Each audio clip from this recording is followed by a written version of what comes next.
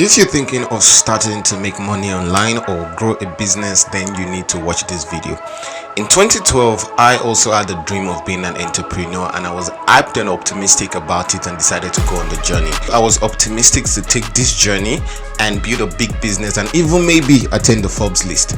Back in 2022, I was reminiscing and discovered that I've gone through 41 failed businesses I either quit on or I failed in. Although at this point I've attained a decent level of success, but I've discovered that most of my success came from the past 3 to 4 years. And in this video, I'm going to talk about my 41 failed businesses and what exactly I've learned, so that if you're trying to start or grow a business online or offline, you can actually take these lessons and actually shorten your learning curve. So you even know I even sold food on the street. So for the sake of this video, I just wanted you to know that not all these businesses were blunted failure, but most of them I really just quit on.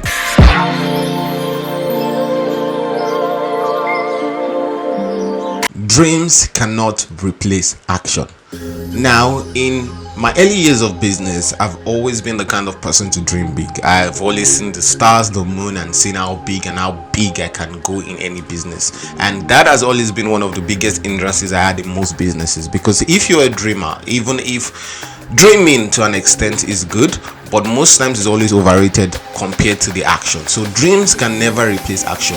If you're just idolizing the idea of romanticizing credit alerts, huge businesses sold out and all that without actually taking actions, you will find out that you're going nowhere with your business. So what you need to do at the beginning stage of your business is to take actions over dreams. Forget it. Even most of the billionaires that we have today were not even sure that they were going to be billionaires. Even as much as dreams are good, it is not the only spice, or will I say the most important spice you need for starting your business. It's important to know that dreams don't move the needle. Deep work and taking action does. The next lesson I've learned is that overthinking slows you down. Just as dreams fill your mind, it's important to know that overthinking also does the same, doesn't help as much. Even though critical thinking and strategizing is very important to setting speed and direction in your business, sometimes overdoing it will slow you down. You cannot figure out everything you're going to face in a business. You cannot pen down all the faces and all what you're going to experience in a business. The only thing you can do is to start. So overthinking it will slow you down in action and actually make you not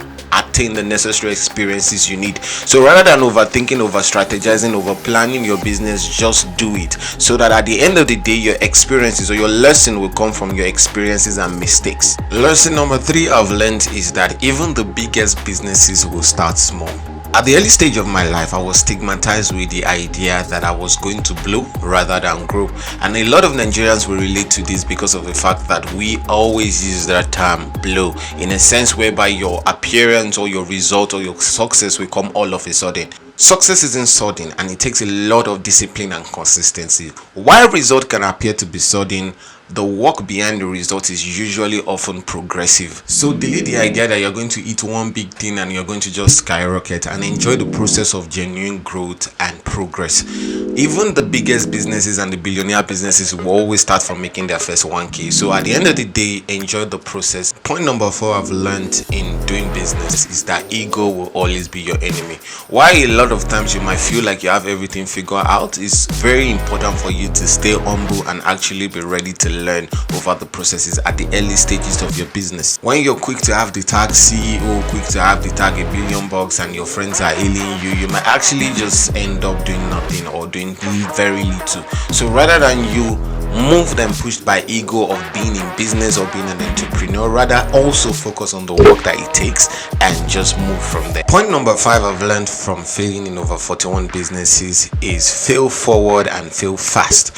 For the most part of your years in business, let action be your friend, but most importantly, let resilience be your best friend, which is the ability to withstand difficult times and situations. So when you're starting a business or starting out in the early stage of growing online or making money online, you would fail a lot, and It's not to discourage you, but most likely because you might not know a lot of things or how to meander these things.